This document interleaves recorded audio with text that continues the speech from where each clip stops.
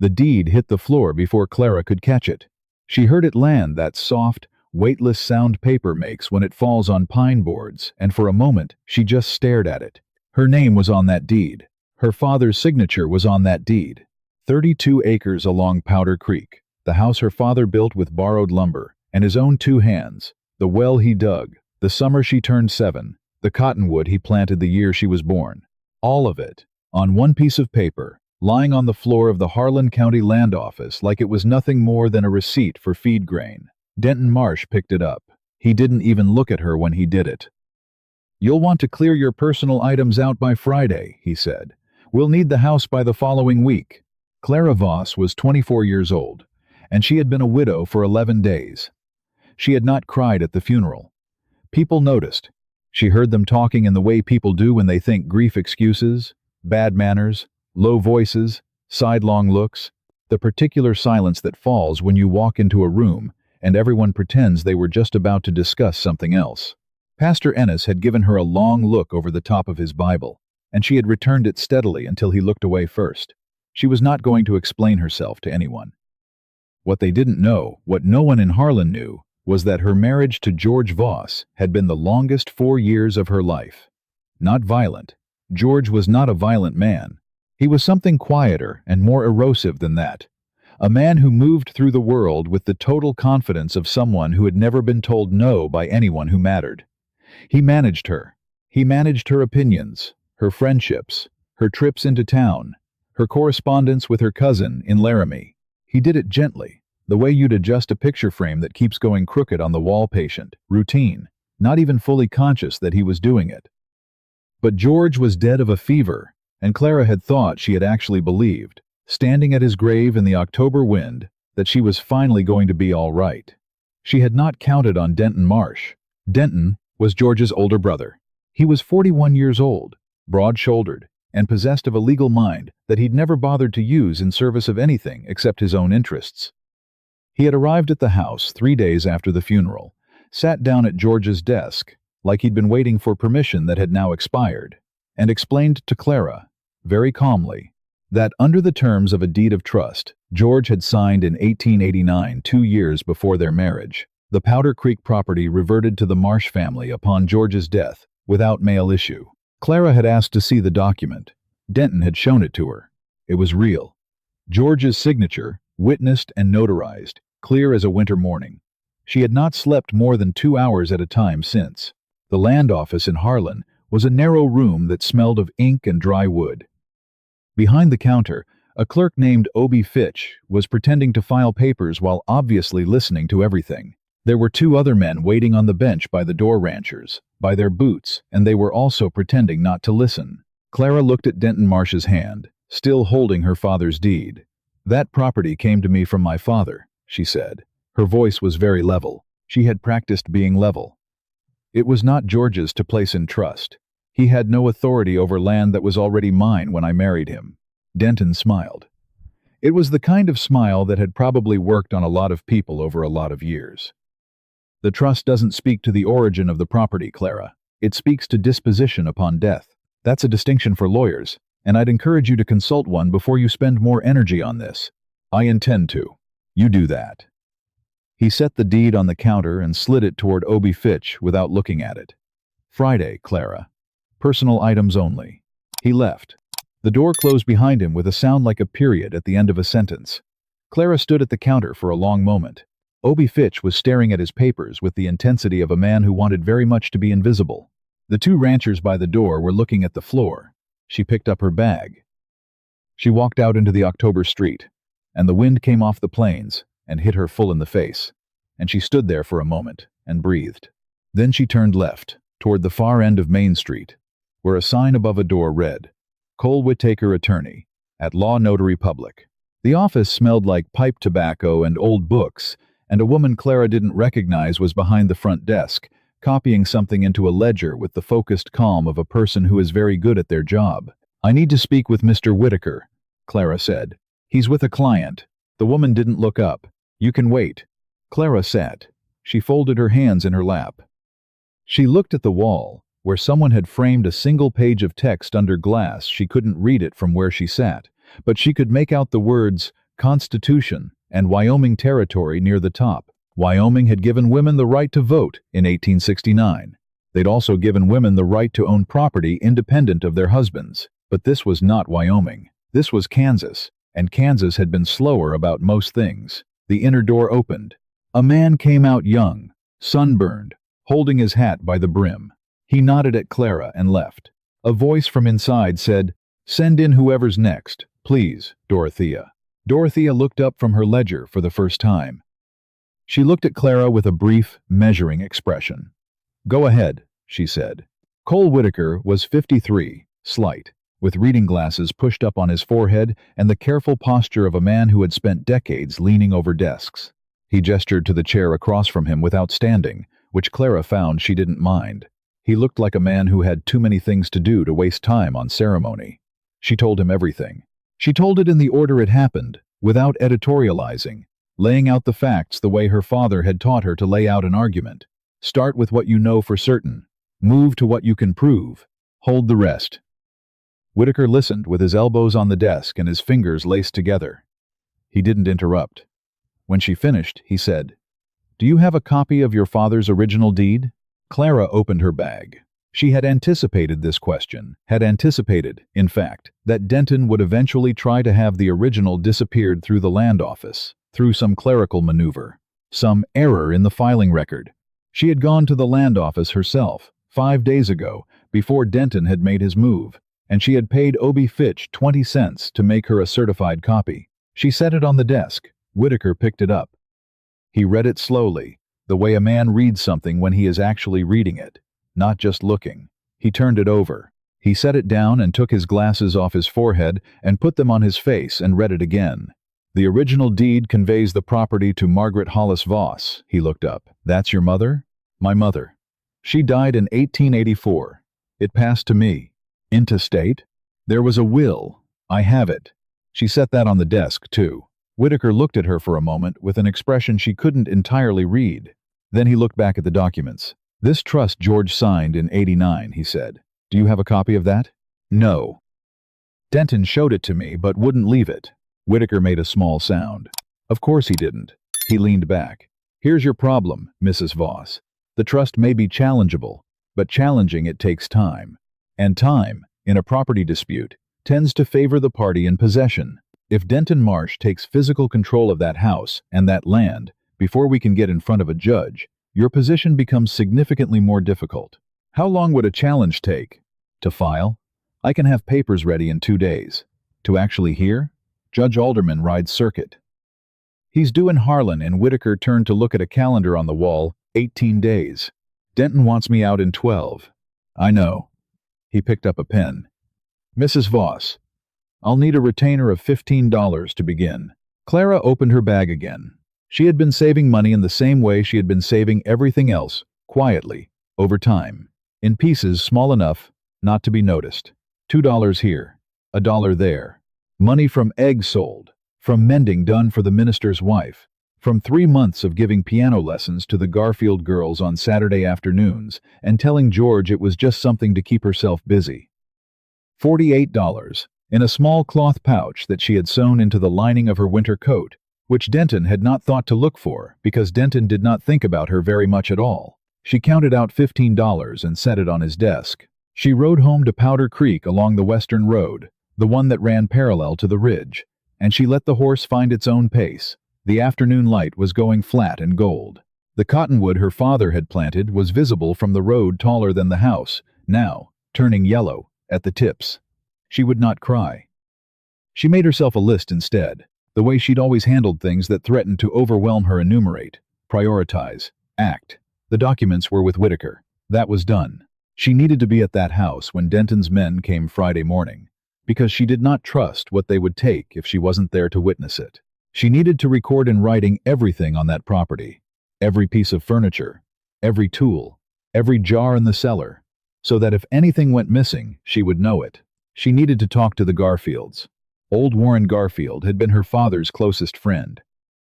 If Denton decided to play it rough to use something other than lawyers, she needed people around her who would notice. She needed 18 days. She almost got them. On the 3rd day after her meeting with Whitaker, She came back from the creek she'd been checking the fence line, walking it the way her father used to every morning, knowing every post, to find a man sitting on her porch steps. Not Denton, a younger man, maybe 30, wearing a deputy's star that Clara was fairly certain Denton had had something to do with obtaining. His name was Tull. She didn't know his last name. She'd seen him around town. "Mrs. Voss," he said, "I've been asked to inform you that Mr. Marsh has filed for an emergency injunction with the circuit court in Dodge City. Judge Alderman has been contacted by wire." Clara stopped walking. "On what grounds?" "Concern for the property. Potential waste." Tull had the look of a man reciting something he'd been told to say. "He's concerned you may be planning to sell assets ahead of the resolution." It was elegant, she realized. It was exactly the kind of move a man with a lawyer on retainer and contacts at the circuit court could make. If the injunction was granted in Dodge City before Whitaker could respond, control of the property would be suspended and placed in a trustee's hands, meaning, effectively, Denton's hands while the underlying dispute was heard. It would take the clock from 18 days to possibly 18 months. When was this filed? "Yesterday." "Thank you," Clara said. She walked past him, and into the house, and closed the door, and stood in her kitchen with her hands flat on the table, breathing. Then she got her coat, checked the lining for the remaining $33, and saddled her horse. The saloon in Harlan was called the Providence, which had always struck Clara as ironic, given what went on inside it. She did not go in through the front. She went to the side door and asked the boy who swept up to find Warren Garfield, who drank there on Wednesday evenings with a consistent reliability that his wife pretended not to know about. Garfield came out blinking in the last of the daylight. He was a big man, gone soft at the middle, with a white mustache and the slow, deliberate way of someone who had spent 50 years never moving faster than necessary. "Clara." He took one look at her face. "What happened?" She told him about the injunction. He listened the way Whitaker had listened, still, attentive, without interrupting. When she finished, he was quiet for a moment. "Denton knows people in Dodge City," he said. "I know. Alderman owes him something. I don't know the exact shape of it, but there's a shape to it." He pulled at his mustache. "Who else knows about your situation? Who in this town knows what you're dealing with?" "Not many. That needs to change." He said it without drama, like he was noting that a fence needed mending. "You come to my house for supper tonight. Margaret will have people over. Neighbors. Folks who remember your father." He looked at her steadily. "Denton Marsh can try to move a judge in Dodge City. He can't move this whole town." She didn't know. That evening, sitting at the Garfields' long table with 12 people she had known most of her life, that 18 miles away, a man named Silas Cade was riding into Harlan. She didn't know that he had been a deputy U.S. Marshal for 7 years before a disagreement about the nature of justice, his nature, and the kind his superiors preferred, had led him to carry his star back to the office in Wichita and set it on the desk without a word. She didn't know that he was riding through Harlan on his way to his sister's place in Colorado, that he'd planned only to stop for a meal and a night's sleep, or that he'd overheard something in the Providence saloon that had made him sit very still over his plate of beans and decide, for reasons he didn't entirely understand yet, that he wasn't leaving in the morning. She didn't know any of that. What she knew at that moment was Warren Garfield's voice, steady across the table, saying, "Daniel Hollis built that well himself. I helped him dig it. 4 days in August. Worst heat I ever worked in." And then the way the other voices came in, one at a time, each with their own memory of her father, each adding their thread to something that wasn't quite a plan yet, but was starting to have the weight of one. She felt something she hadn't felt in a long time. Not safety, exactly. Something less comfortable than safety, and more sustaining the feeling of not being alone. Denton Marsh came to the house on Friday morning with 2 men and a wagon. Clara was standing on the porch when he arrived. She was wearing her good dress and her coat, and her hands were folded in front of her, and behind her, on the porch, also standing, were Warren Garfield and his son-in-law Pete, and 2 other men from the county. Ed Rourke, who ran the dry goods store, and a man Clara had never met, who was leaning against the porch post with his thumbs in his belt, and an expression of mild, unhurried interest. Denton pulled his horse up short. He looked at the porch. He looked at the man he didn't recognize. "Who are you?" he said. "Silas Cade." The man's voice was even. Not hostile, just present, The way a fence post is present, not going anywhere, not making a fuss about it. I'm staying with the Garfields while I pass through. Denton looked at Warren. Warren looked back at him. Clara, Denton said, I've come for the property inventory, as discussed. There is no discussed inventory, Clara said. My attorney has filed to contest the trust on the grounds that the property was not George's to place in trust. You have been served notice of that filing as of yesterday morning. Denton's jaw tightened. The injunction has not been granted. Whitaker had sent word that morning a rider at 7 a.m. Judge Alderman declined to grant emergency relief without first seeing the underlying deed documentation. He'll hear the matter in Harlan in 16 days, as originally scheduled. One of the men Denton had brought with him, a broad, flat-nosed man named Crutch, who handled Denton's less articulate business, shifted his weight on the wagon seat and looked at Denton. It was the kind of look that asked a question without asking it out loud. Denton looked at the porch again, at Warren Garfield, 60 years old and solid as the land under him, at Pete Garfield, 27, who had his father-in-law's stillness and several more years of physical capability, at Ed Rourke, who knew everyone in this county, at the stranger leaning against the post, who hadn't moved and wasn't going to, and who had the specific quietness of a man who had been in difficult situations before and had not found them that difficult. You're making this harder than it needs to be, Denton said. You came to take my house, Clara said. I'm standing in front of it. That seems like the appropriate amount of difficulty. Denton held her gaze. She held his. The wind off the plains moved between them. Then he turned his horse around. He said something to Crutch that she couldn't hear. The wagon turned in the yard and went back down the road, and she watched it until it was past the cottonwood, until it was past the ridge line, until it was gone. She breathed. Behind her, she heard Warren Garfield exhale slowly through his mustache. Well, he said, 16 days. Those 16 days were not quiet. Denton filed 2 more motions with Whitaker's office, each requiring a response. He let it be known around town that Clara Voss was a difficult woman, which was not the weapon he thought it was, since Harlan's opinion of Denton Marsh had never been especially warm. He had a conversation with the bank about the small account Clara held there, a fact that came back to her through Dorothea at Whitaker's office, who had apparently been gathering information about Denton Marsh as a personal project for some years, and was delighted to have a use for it. Silas Cade did not leave for Colorado. He was not there in any official way. He fixed the hinge on Warren Garfield's barn door, which had been broken since spring. He helped Ed Rourke shift a delivery of flour that had come in over the weight the old shelves could hold. He ate supper at the Garfields' table 4 nights out of 7, and on the other nights he ate at the Providence, and he listened. Not obtrusively, just the way a man listens when he's paying attention. Clara did not ask him to stay. She did not ask him anything. But she noticed that when Crutch appeared at the edge of town twice that week, apparently for no reason, he seemed to also notice Silas Cade at some point during his visit, and found a reason to be somewhere else. On the 12th day, she was walking back from checking the creek fence when she heard him fall in beside her. She didn't say anything. He didn't either, for a while. The light was going long and the grass was the color of old gold, and a hawk was working a thermal high up over the ridge. You don't have to be here, she said finally. I know, he said. I have Whitaker. I have Warren. You do. She glanced at him. He was looking at the hawk. Why are you still here? She said. He was quiet for a moment. My father lost a piece of land to a document dispute when I was 9, he said. Deed problem. Man who filed against him had money. We didn't. He paused. There wasn't anybody standing on the porch. Clara looked back at the hawk. 16 days was what Whitaker said, she said. 4 more. I know how to count. Something that was almost a smile crossed his face. I know you do.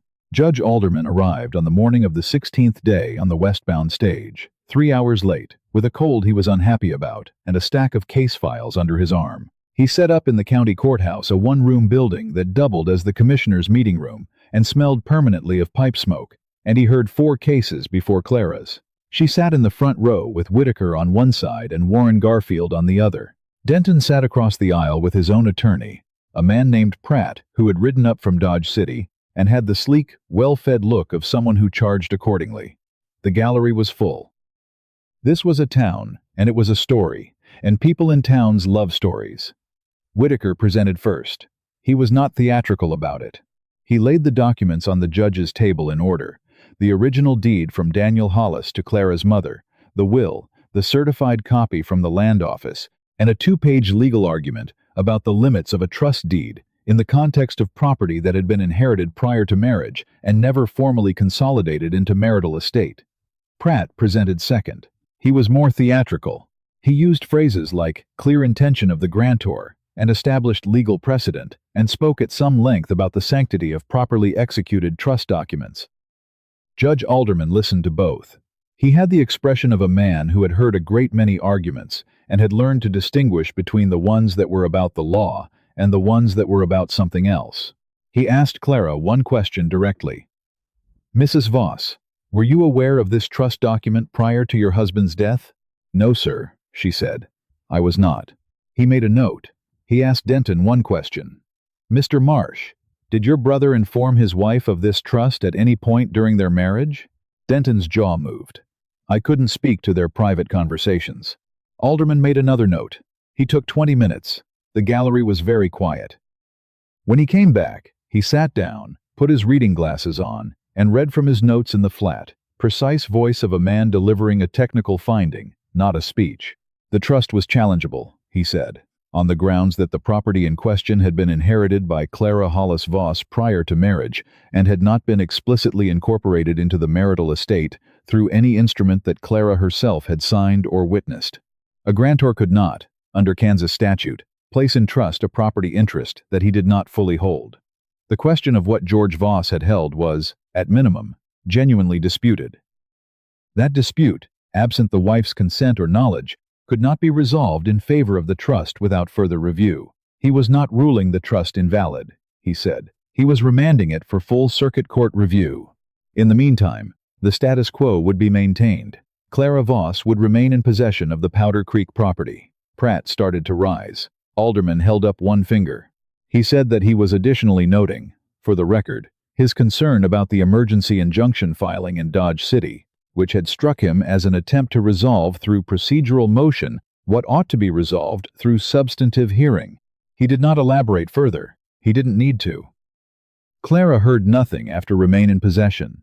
She sat very still and breathed the pipe smoke air of the Harlan County Courthouse and stared at the water stain on the far wall in the shape of nothing in particular. Whitaker put a hand briefly on her arm. "It's not over," he said quietly. "The circuit review." "I know," she said. "I know it's not over." She stood up. She gathered her coat. She walked out of the courthouse into the October air, and the wind off the plains hit her in the face the same way it had hit her 3 weeks ago outside the land office. And she stood there for a moment in the same way she had then. The difference was that, this time, she felt something. Not relief, not yet. Something that was the shape of relief, but more careful than that. More honest. The acknowledgement that she had done what could be done with what she had, and it had been enough for today. And today was what she had. Warren Garfield came out behind her and stood beside her without saying anything, which was one of the things she had always valued about Warren Garfield. After a while she said, "I need to check the creek fence." "I know," he said. "The west post has been loose since September." "It has." She looked at the cottonwood at the end of the street, visible over the rooftops, still holding its October yellow. "I'll do it tomorrow," she said. She heard the courthouse door behind her and Silas Cade's boots on the steps. She didn't turn around. He came to stand on the other side of her, and the three of them stood there in the wind for a moment, looking at the street, looking at the ordinary fact of Harlan, Kansas, continuing to exist around them. "Circuit review could take months," Cade said. "I know. You'll need Whitaker the whole way." "I know."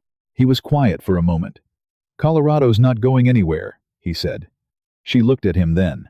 He was looking at the street, not at her, with the same expression he'd had leaning against her porch post, unhurried, present, not going anywhere either. She looked back at the street. "The fence can wait one more day," she said. In her coat lining, against her ribs, she felt the weight of the remaining $33. The copy of her father's deed was in Whitaker's office, filed and numbered. Her name was on it. Her mother's name was on it before that, and her father's name before that, his handwriting, careful and deliberate, the way he did everything, The circuit review would take months. Denton Marsh wasn't finished. Pratt would file more motions. The system was slow and imperfect and tilted in ways she could see clearly now, ways she hadn't had cause to see clearly before. She knew all of that. She also knew the creek fence.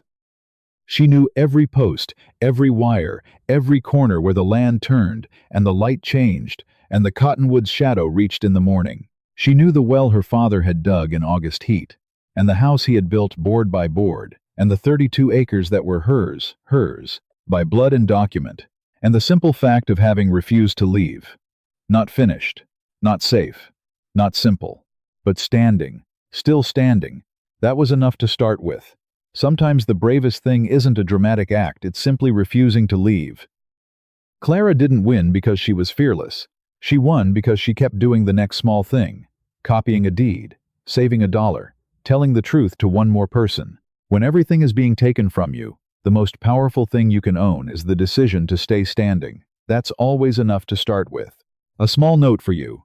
This story was created and fictionalized by AI, crafted to bring you a moment of entertainment, while also leaving behind something worth carrying, a quiet reminder that ordinary courage, taken one step at a time, is enough.